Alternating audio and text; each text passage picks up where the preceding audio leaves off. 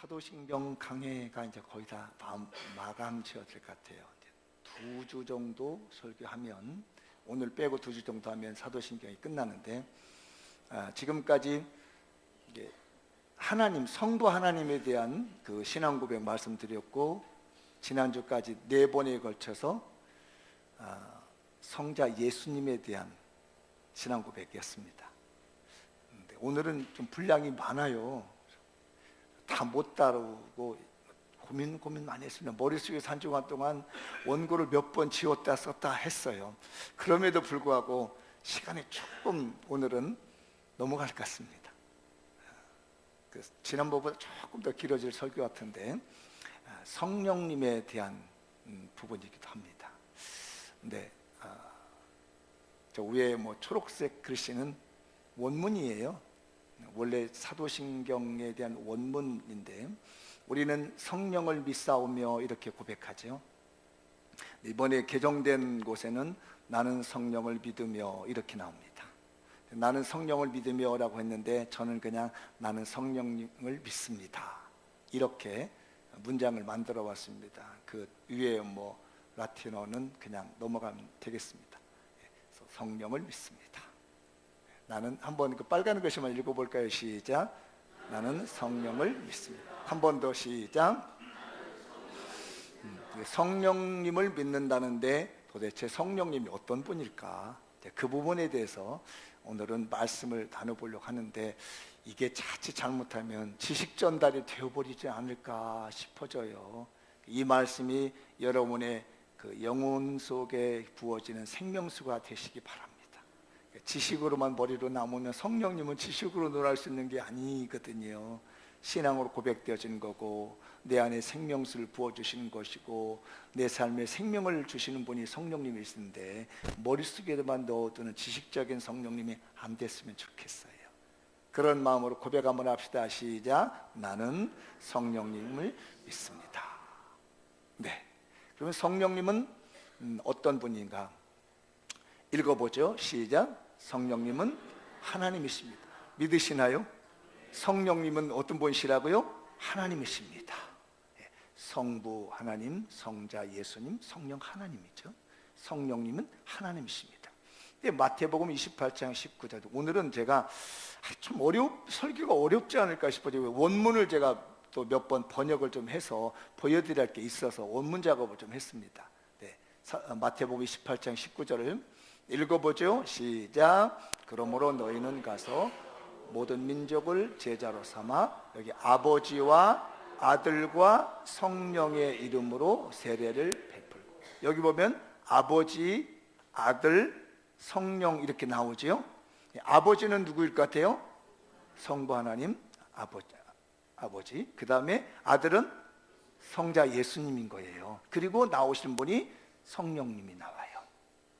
이렇게 보면 아버지, 아들, 성령, 세 분인 것 같은데 한 분이시는 거죠. 이걸 뭐라고 그랬죠? 지난번에 삼위일체 하나님이시다, 그런 표현을 하는 겁니다. 다음 넘겨보자 볼까요? 제 원문인데 넘기겠습니다. 그건 제가 제 나름대로 저 원문을 제가 이제 번역을 해봤습니다. 왜냐하면 우리 문장, 우리 성경은 이렇게 함축하고 공교회가 쓸 수 있도록, 다음 주에 거룩한 공교회 설교하게 되는데, 공교회가 쓸 수 있도록 공인해 놓은 거고, 저는 그 원문의 의미가 어떤 것인데 이렇게 번역을 해놨을까를 알아보기 위해서 원문 초안 작업을 해봤습니다.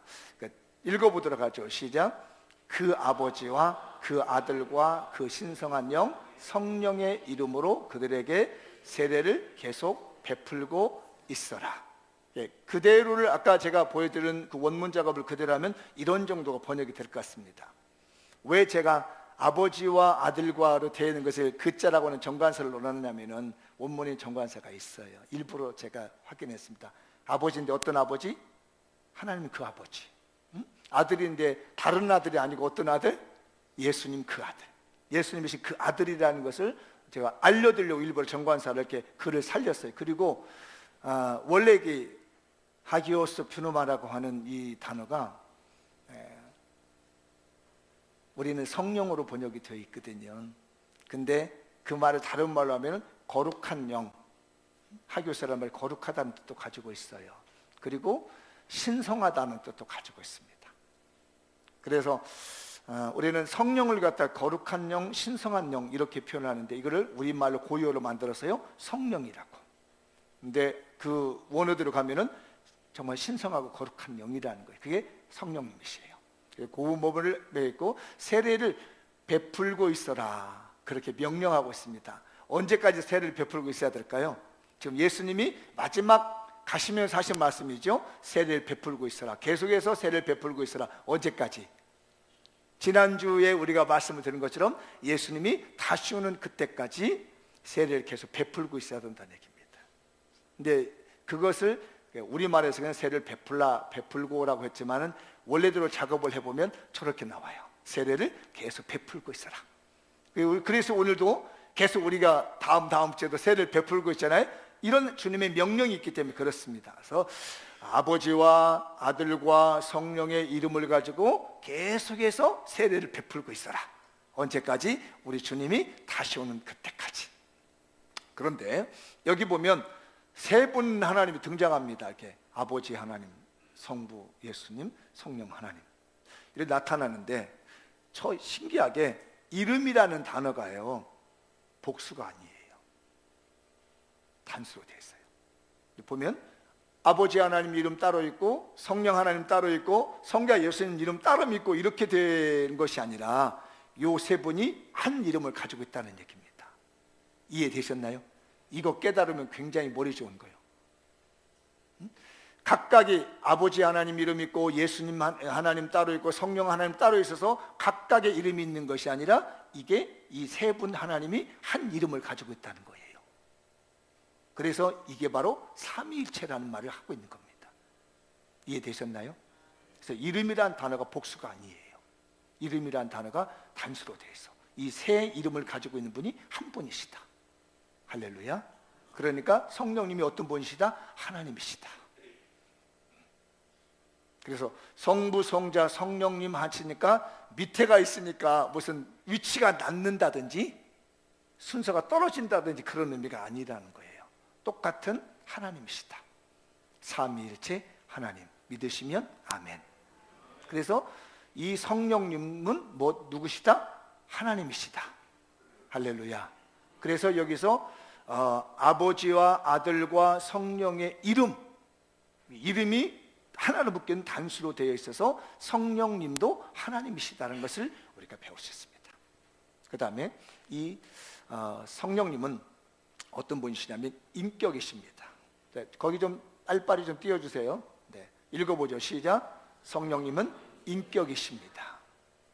요한복음 14장 25절 26절인데 우리가 본문 말씀 읽었잖아요. 26절을 한번 자세히 들여다보죠.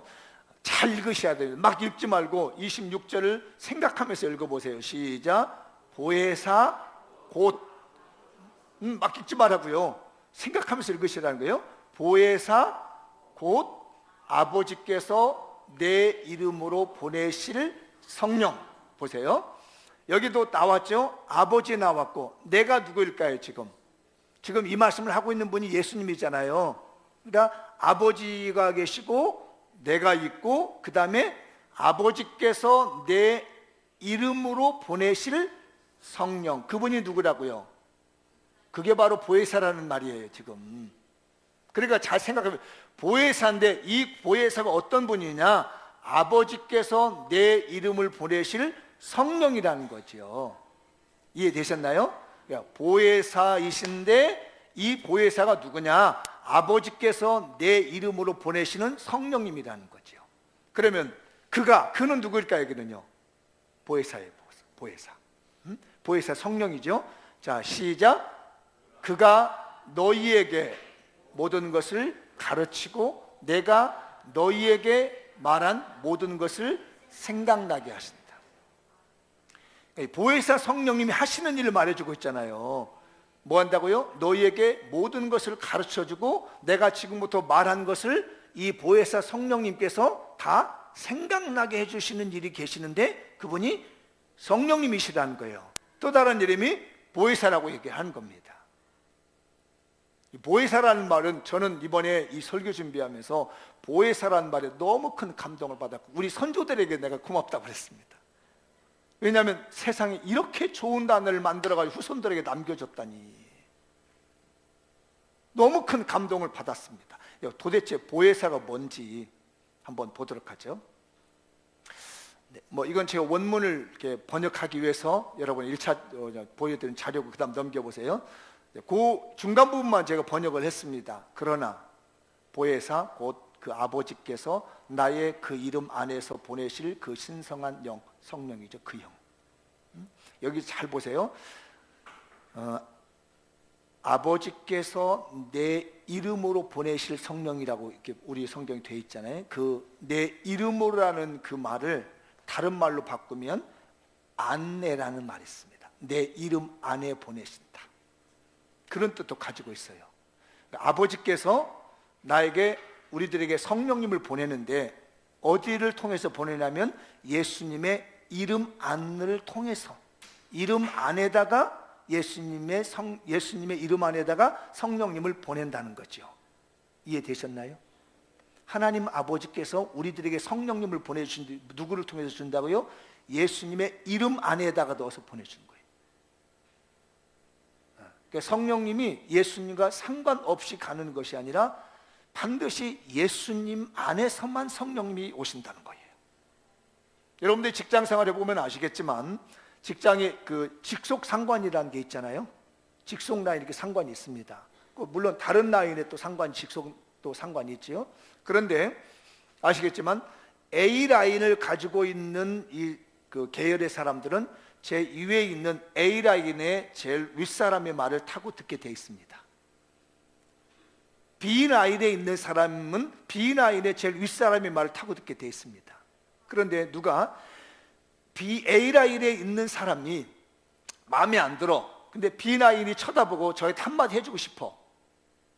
그러면 B 라인의 사람이 A 라인의 사람에게 말을 했을 때 그 A 라인의 윗사람이 있는 사람이 기분이 좋을까 나쁠까? 나쁘죠. 그러면 B 라인의 사람이 그 사람의 말을 하려면 누구한테 얘기를 해야 돼요?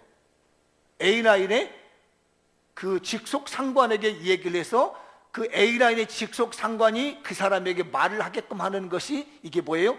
인격입니다. 이게 관계라는 거예요. 그래서 하나님께서 지금 이 예수님께 가르치는 내용이 그 말씀인 겁니다. 내 이름 안에. 아버지 하나님은 성령님을 보내시는데 절대로 내 이름 밖에서는 보내지 않는다는 겁니다. 무당이 푸닥거리 한다고 해서 성령님을 보내지 않는다는 거예요. 박수 무당이 차려놓고 푸닥거리를 한다고 해서 절대로 성령님이 오는 건 아니라는 겁니다. 성령님은 누구를 통해서 온다고요? 예수님의 이름 안에서만 성령님이 우리에게 오신다는 것이에요. 아멘. 이걸 갖다가 뭐냐면 인격적인 관계이기 때문에 그렇습니다. 만약에 이 관계가 깨진다고 인격적인 관계가 아니라 질서적인 관계가 아니라요 서로 싸움하고 분쟁하는 관계가 되어버리기 때문에 예수님은 말씀하고 있습니다. 아버지 하나님은 성령님을 보내시는데 내 이름으로만, 내 이름 안에서만. 그러니까 우리가 예수님의 이름 안에서 모여 있을 때에 누가 오신다고요? 성령님이 그 예수님의 이름 안에서 오시는 거란 말이에요. 그 누구의 이름을 통해서 그 누구의 이름 안에서 성령님 우리에게 오시는 것이 아니라 아버지 하나님 보내주시는 것이 아니라 예수님 이름 안에서만 그 성령님이 오신다는 것이에요. 그러므로 우리가 예수님 안에 거하시면 우리에게 누가 오신다? 성령님이 오신다. 그러면 이 읽어보도록 하죠. 시작. 성령님은 우리에게 있어서 파라클레토스이신데 아버지께서 우리를 위해 보내시되 예수님의 이름 안에서만 보내신다. 그런데 이 파라클레토스라는 말이 우리말로는 보혜사로 되어 있습니다.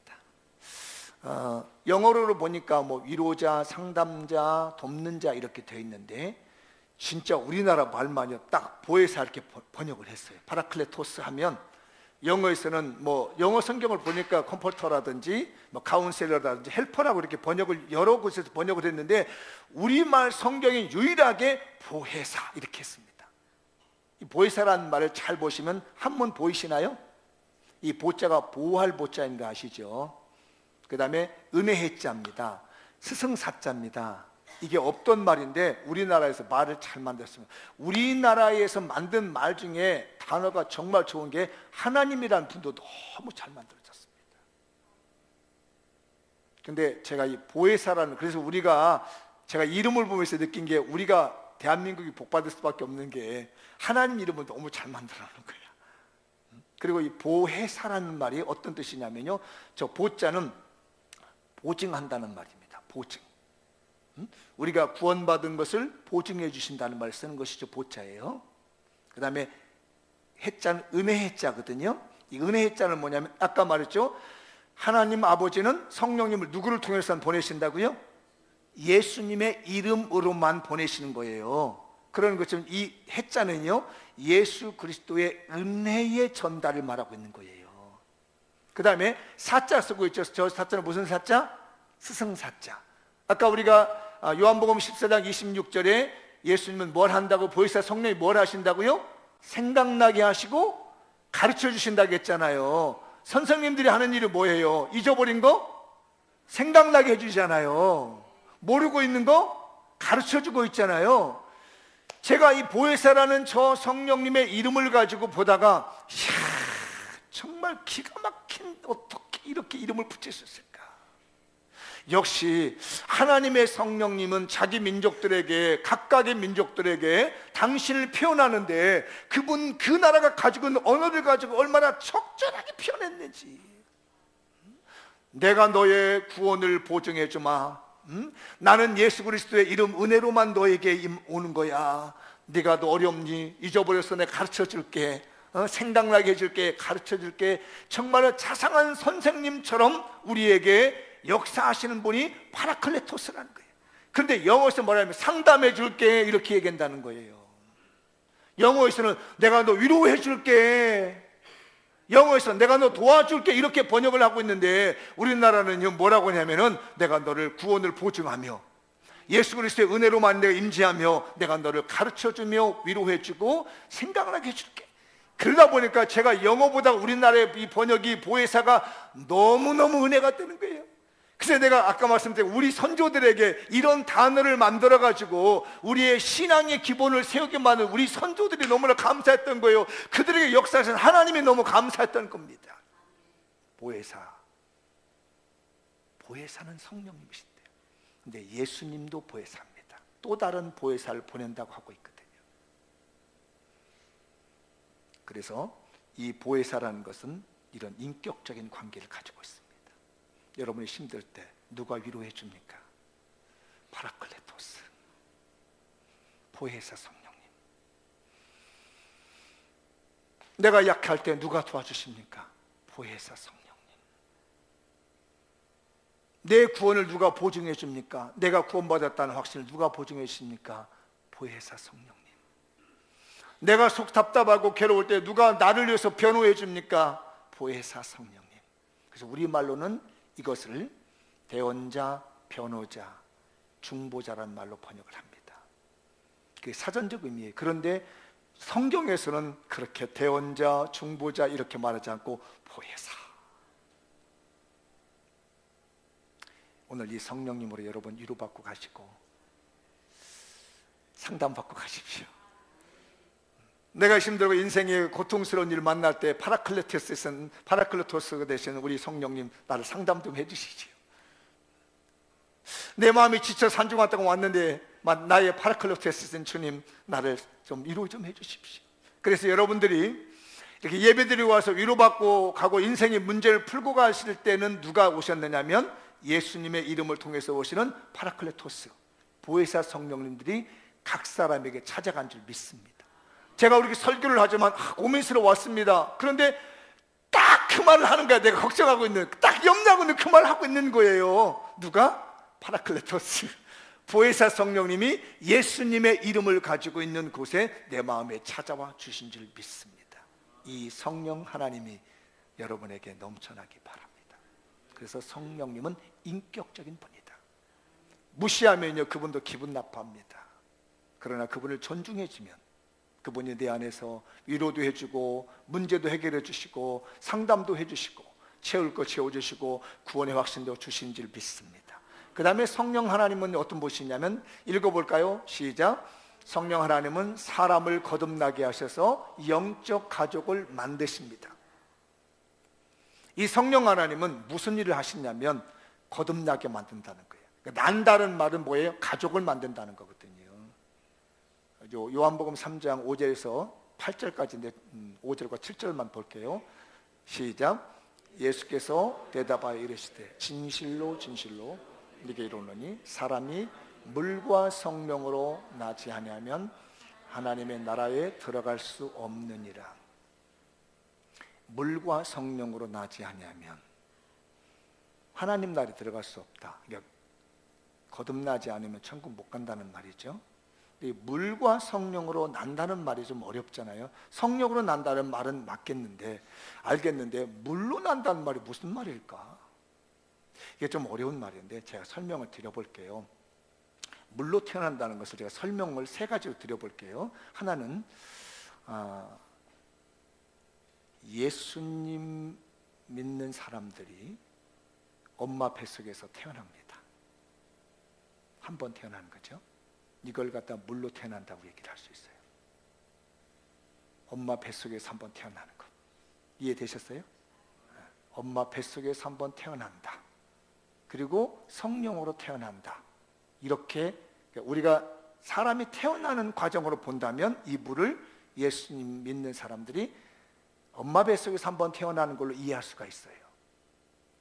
그 다음에 이것이 만약에 세례 요한이 주는 물 세례로 본다면, 지금 현재 세례 요한이 예수님에게 시대에 와가지고 세례를 주고 있잖아요. 예수님도 물 세례를 받으셨잖아요. 그러죠? 물속에 들어갔다 나오신 침수를 받으셨잖아요.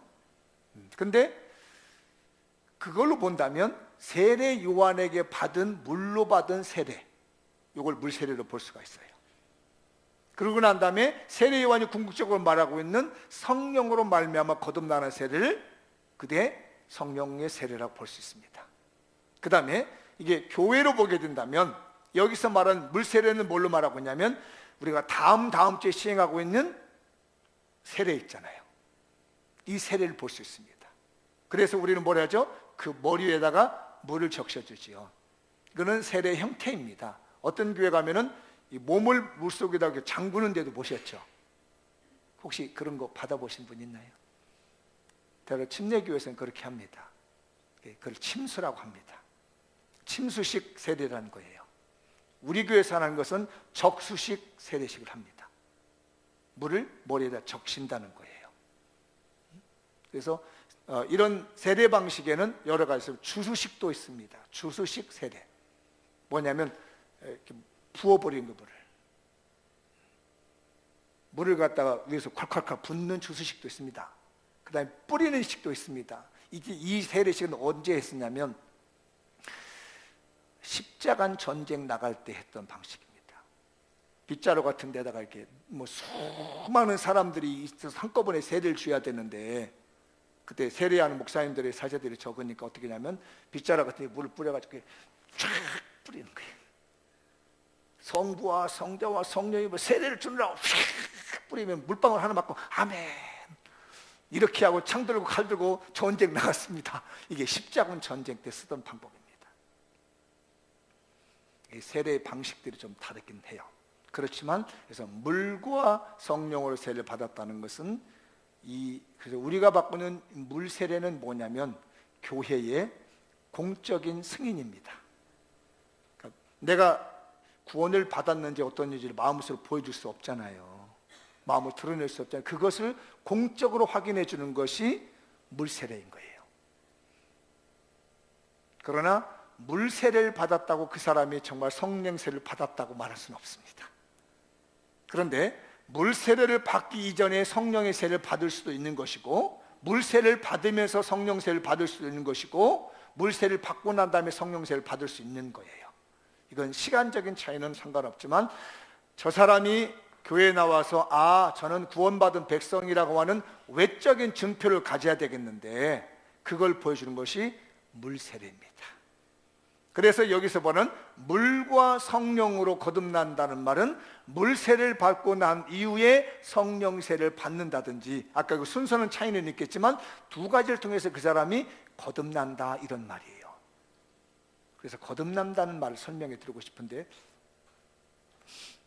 내가 내게 거듭나야 하겠다는 말을 놀랍게 여기지 말라고 7절에 말하죠. 거듭난다니까 어떻게 나느냐고 니고데모가 걱정을 했습니다. 그에 대한 설명을 하는 겁니다. 이제 문장을 한번 제가 보도록 하죠. 이 말을 제가 아니 거기요. 그 아까 문장을 제가 새로 구문을 번역을 해봤어요. 만약 어떤 사람이 물과 성령으로부터 태어나는 것이 아니라면 뭐 한다고요? 천국에 못 간다. 어떤 사람이 물과 성령으로 다시 태어나지 않는다면 그 사람은 절대 천국에 갈 수 없다는 거예요. 그 다음에 네가 위로부터 태어날 의무가 있다. 의무. 근데 원래 이 데이라고 하는 단어가 그 의무를 말하는 거고 필요성을 말하는 단어인 거거든요. 무슨 얘기냐면 네가 위로부터 태어나야 될 필요성이 있다는 얘기입니다. 그러니까 지금은 뭐에서 태어났어요? 아래에서 태어난 겁니다. 네가 니고데모야, 네가 지금은 엄마 뱃속을 통해서 이 아래에서 태어났는데 이제는 네가 위에서부터 태어나야 될 필요성이 있다는 거예요. 그 데이라는 단어가 의무가 있다, 필요성이 있다. 사람은 한 번은 땅에서 아래에서 태어나지만 또 한 번은 위에서 태어나야 될 필요성이 있다는 겁니다. 그래서 위에서 태어났다는 것은 하나님으로부터 태어나야만이 그 사람이 하나님의 영적 가족이 되는 거예요. 제가 박가입니다. 제가 아들을 둘을 낳습니다. 그래서 저희 원가족은, 원래 가족은 저희 아내고 저희 두 아들 녀석이 저희 가족입니다. 우리 김 집사님이 아무리 제가 좋다 해서 우리 가족 되기는 어려워. 안 되잖아요, 그죠? 될 수가 없습니다. 이게 아래에서 났기 때문에. 그러나 이 땅에서 난 사람은 절대로 하늘 가족이 될 수가 없는 거예요. 하늘 가족이 되려면 뭘 해야죠? 하늘에서 나야 됩니다. 그래서 여기서 거듭난다는 표현을 갖다가 우리말 성경에서는 이 거듭난다고 했는데 그 원래의 의미는 뭐냐면 위에서 난다는 말이에요. 위에서. 아래에서 땅에서 한번 나고 위에서 하늘에서 한번 다시 나야만이 어떤 가족이 된다고요? 천국의 가족이 된다. 하나님 나라의 가족이 될 수 있다는 거예요. 그러니까 육에서 난 사람은 육에서 가족인 거예요. 땅에서 난 사람들은 자기 형제가 다 가족인 거예요. 그러는 것처럼 우리가 위에서부터 나게 되면 이 위에서 난 모든 사람들은 무슨 가족이 된다고요? 영적 가족이 되는 거예요. 그래서 왜 우리가 서로 영적 가족이라고 얘기하느냐? 땅에서 한번 난 것은 육의 가족이지만 하늘에서 위에서부터 하나님으로부터 다시 났기 때문에 하나님의 영으로 하나가 된 영적 가족이라고 우리는 말하고 있는 겁니다. 그래서 우리는 뭐라고요? 서로 영적 가족입니다. 옆 사람에게 한번 그렇게 인사하시오. 당신은 나 영적 가족입니다. 그래서 우리는 뭐라고 부르죠? 형제님, 자매님. 땅에서 아래서 난 건 한 번 난 걸로 끝났고 위에서 한 번 나는데 이걸 갖다가 두 번 난다. 거듭난다고 하는 것이에요. 우리는 다 이렇게 거듭나서 영적 가족이 된 줄 믿습니다. 그래서 성령님은 그 일을 하시는 거예요. 거듭나게 하셔서 다시 나게 하셔서 영적 가족을 만들어 주신다. 우리 장미연 교회는 다 무슨 가족? 영적 가족이다. 믿으시면 아멘. 그러니까 잘 챙겨줘야죠. 구박덩어리 만들면 안 돼요. 왕따 시키면 안 돼.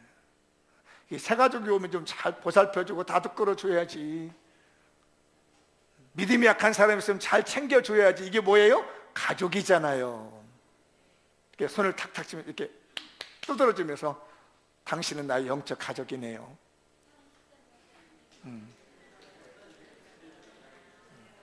그게 바로 성령님이 하신 일입니다. 다음요. 네, 제가 이 설교를 준비하다가 여러분들이 혹시 궁금해하고 이렇게 혼란을 일으키는 단어들이 혹시 있을까봐 좀 정리를 좀 해드려봤습니다. 읽어보죠. 시작. 성령의 인치심, 성령으로 세례, 성령의 충만, 성령의 은사, 성령의 열매. 도대체 이렇게 용어들을 어떻게 써야 되는가, 이런 용어들을 잠깐 동안만 제가 말씀을 드리도록 그리고 말씀 맞춰보겠습니다. 일단요, 성령의 인치심이 뭔가 읽어보죠. 시작. 우리가 복음을 받아들일 때 동시적으로 성령님께서 우리를 영접해 주시고 그 사실을 보증한다. 그러니까 성령의 인침을 받았다는 얘기는 뭐냐면 내가 예수님을 받아들이는 거예요. 복음을 받아들일 때 성령 하나님 우리를 딱 받아준다는 거예요. 받아주고 이 사람 예수 믿는 사람 천국 백성하고 도장을 꽝 찍어준다는 말이에요. 보증한다는 겁니다. 내가 우리 권사님이 앉아 계신데 김 권사님은 예수 믿는 사람으로 내가 보증한다. 그리고 도장을 꽝 찍어주는 것이 성령의 인치심이라는 거예요. 믿어지시나요? 성경 관련 성경 읽어볼게요. 에베소서 1장 13절 시작. 그 안에서 너희도 진리의 말씀 곧 너희의 구원의 복음을 듣고 그 안에서 또한 믿어 약속의 성령으로 인치심을 받았느니라. 예, 그러니까 내가 예수를 믿고 복음을 받아들일 때 성령님께서 그래 너는 우리 자녀야 내 자녀야 영적 가족이야 도장을 꽝 찍어서 호적 신고하듯이 보증서 주는 거예요. 그게 바로 성령의 인치심. 14절도 읽어보죠. 시작. 이는 우리의 기업의 보증이 되사 그 얻으신 것을 속량하시고 그의 영광을 찬송하게 하리라. 왜 그렇게 해주냐? 하나님의 이름을 찬송하게 하려고 보증을 딱 써줍니다. 이 보증은 우리가 어디 갈 때까지 천국 갈 때까지 유효합니다. 도장을 딱 찍으면 그때까지 보증합니다. 이게 성령의 인치심. 다음 성령으로 세례 읽어보죠. 시작. 우리에게 나타나는 단회적인 사건으로 예수 그리스도를 구주로 믿는다는 구원의 확신을 제공한다. 성령의 세례는 딱 한 번입니다. 성령 의로 세례라고도 하고 성령 안의 세례라고 말합니다. 이게 헬라어가 N이라고는 단어를 쓰고 있기 때문에 성령 안에서 세례를 주는 겁니다. 한 번인 거예요. 성령 세례 받더라 계속 받는 게 아니고 딱 한 번. 그리고 나한테 그 증거가 뭘로 나타나냐면 예수님이 나의 구주이시구나. 아, 내가 죄인이구나. 아, 내가 예수님 때문에 천국 가는구나. 이것이 확신이 서게 만드는 거예요. 여러분들이 그 확신이 선다면 여러분 뭘 받은 거예요? 성령의 세례를 받은 거예요. 이 성령의 세례를 받은 것을 성령님이 도장을 딱 찍습니다. 구원받은 사람, 이게 성령의 인치십니다. 깨달아지시나요? 그 다음에 관련 성경입니다. 사도행전 1장 5절 시작. 요한은 물로 세례를 베풀었으나 너희는 몇 날이 못되어 성령으로 세례를 받으리라 하셨네. 그래서 성령으로. 그 다음 세 번째 성령의 충만함이 뭔가 읽어보죠. 시작. 성령 세례를 받은 자들에게 지속적으로 채워주신. 우리가 이제 물을 이렇게 채워놓으면 컵에 물이 가득 차 있으면 안 부어도 됩니다. 근데 컵에 물이 비워져 있으면 물을 채우는 거죠. 이게 성령 충만이라는 겁니다. 자, 성령의 세례를 받고 성령 인침을 받은 사람들이 늘 성령 안에서 충만해야 되는데 살다 보면 성령을 잊어버리게 살게 되고 무시하게 되는데 그때마다 우리는 거기다가 채우는 거예요. 충만하게 채우는 겁니다. 그게 바로 성령의 충만함. 이거는 계속되는 거예요. 한 번 채운다고 되는 게 아니잖아요. 비 오지면 또 채우고 없으면 또 채우고 계속 지속적으로 성령의 충만함은 계속되는 거예요. 성령의 세례는 한 번이지만 성령의 충만함은 죽을 때까지 계속되는 겁니다. 그 다음에요, 이 성령 충만하는 데에서 유의사항이 몇 가지가 있습니다. 뭐냐면 하나님의 말씀을 늘 묵상해야 채워집니다. 그 다음에 성령님을 늘 사모해야 채워집니다. 그리고 받아들입니다. 성령님을 받아들이고 자꾸 말을 나누는 겁니다. 성령님이 역사하십니다. 성령님이 나와 함께 하시게 말을 자꾸 나누면 내게 충만해. 근데 의심한 그까짓 게 뭐 있어? 이러면 역사가 안 일어나. 그러면 채워지지 않은 거예요. 두려워합니다. 성령님이 나한테 이게 있을까라고 그러면은 채워지잖아요. 그 다음에 나 같은 사람부터 성령 충만 받을 수 있을까라고 생각하면 안 채워집니다. 늘 말씀을 사모하고 그러면은 내 안에 충만함이 넘치는 거예요. 기쁨이 충만해지고 내 마음에 살맘이 넘치는 겁니다. 오늘 여기 오신 여러분들 성령 충만함이 임하시기 바랍니다. 계속적으로 충만해지기 바랍니다. 계속 충만하시길 축원합니다. 그럴 말씀을 사모하며 성령님을 사모합니다. 하나님 나에게 성령의 충만함을 주옵소서. 하나님을 사모합니다. 성령님을 사모합니다. 나에게 충만하게 주십시오. 그러면 내 삶에 원동력이 생기게 되고 기쁨이 나오게 되고 즐거움이 생깁니다. 그 다음 그래서 예수님에 대한 말씀입니다. 누가복음 4장 1절 시작. 예수께서 성령의 충만함을 입어 요단강에서 돌아오사 광야에 40일 동안 성령에 이끌리시어 2절까지 가죠. 마귀에게 시험을 받으시더라. 이 모든 날에 아무것도 잡수시지 아니하시니 날수가 다 매출이신지라. 40일 동안 금식 기도를 하는데 성령의 충만을 받았으면 예수님도 성령의 충만을 받아서 금식 기도를 하고 났더니 마귀가 찾아왔잖아요. 3번 유혹했죠.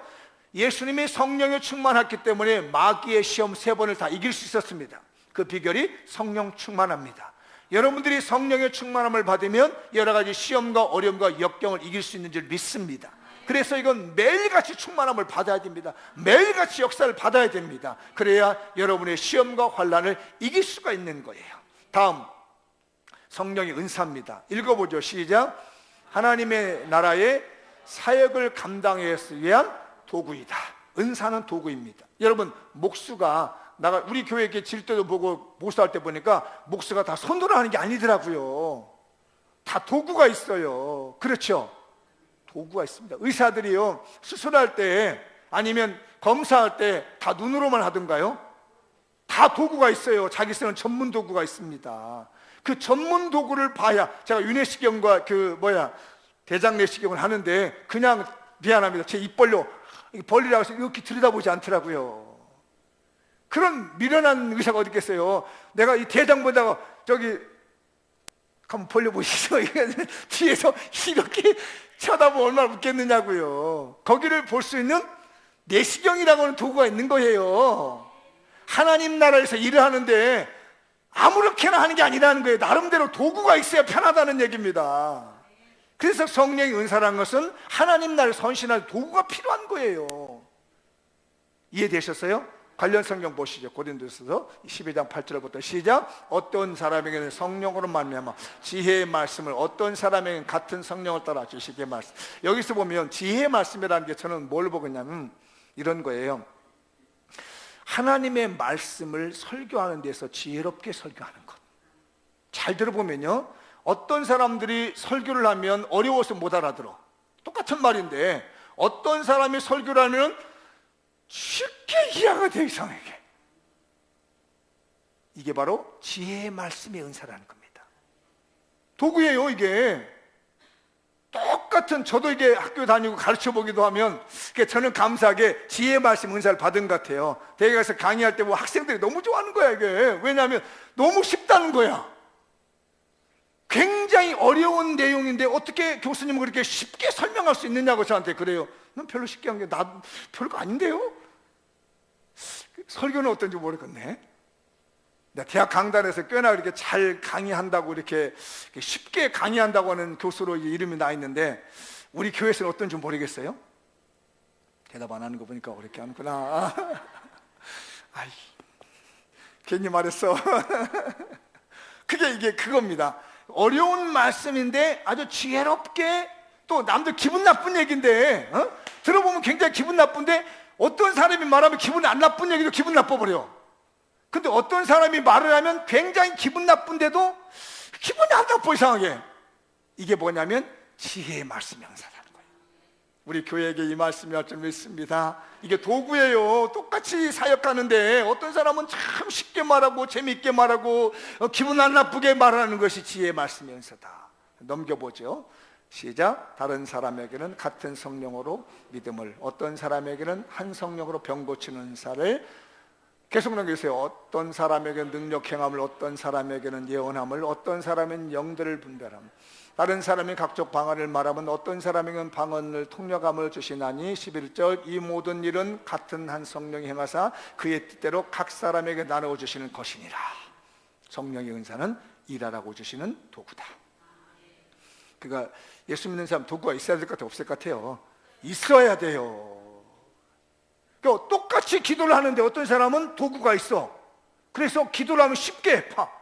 여러분, 우리 교회 여기도 할 때, 앞마당 공사할 때 말이에요, 우리 삽질로당 계속 파는데 우리 집사님이 포크레인을 어떻게 속여가지고 싹 긁어버리니까 우리가 하루 종일 파도 못 팔 것 같다가 단 5분 만에 다 파고 가는 거야. 이거 5분 10분 만에. 뭐라고? 도구예요.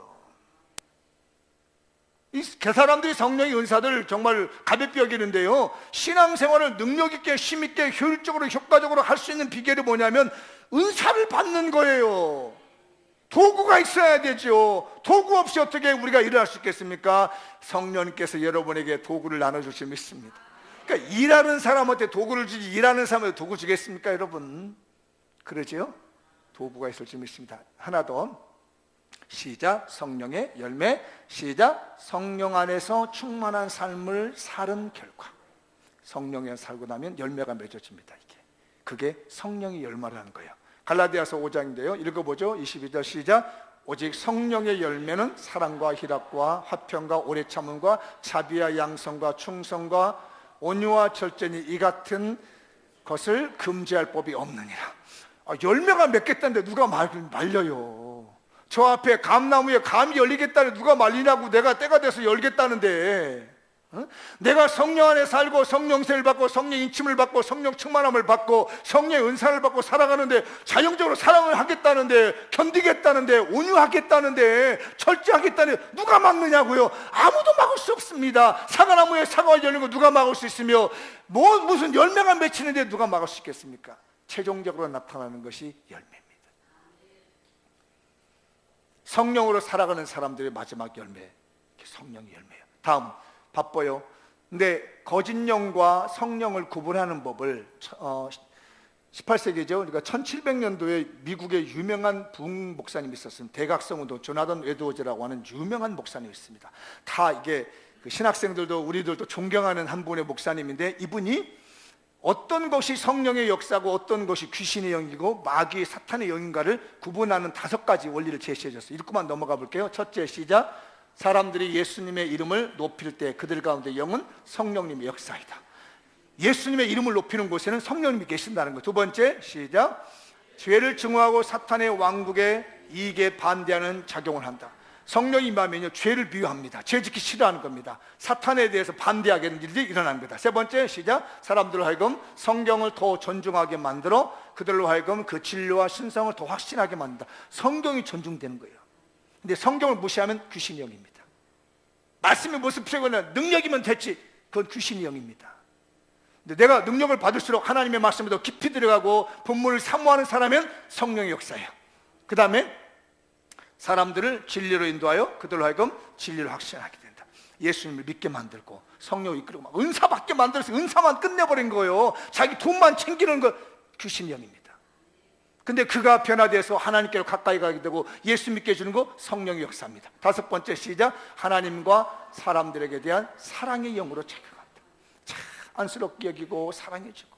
그러다 보니까 오늘 우리 그 선조 열조에 있었던 선배 목사님들은 소록도에서 나병 환자의 피를 빨아준 이유가 뭡니까? 이게 바로 성령의 열매요, 성령의 사역 아니겠습니까? 사람의 마음을 어떻게 그렇게 할 수 있겠습니까? 성령이 역사하는 곳에 그런 능력들이 나타난다. 그건 성령의 역사다. 이제 마무리를 쭉쭉 해서 빨리빨리 넘기겠습니다. 시작. 성령님께서는 삼위일체 하나님이시며 인격을 가지시고 사람을 위로부터 다시 태어나게 하시어 영적 가족을 만드십니다. 계속 넘어갑니다. 단회적인 성령세를 통하여 구원을 확신하게 합니다. 그 구원을 성령님께서 인치시고 보증하십니다. 구원받은 성도들은 지속적으로 성령님의 충만함을 받아야 합니다. 성령님의 은사로 효율적으로 능력 있게 사역을 감당합니다. 성령님만 있으면 반드시 성령님의 열매를 맺게 됩니다. 그 다음에 나는 성령님을 믿습니다.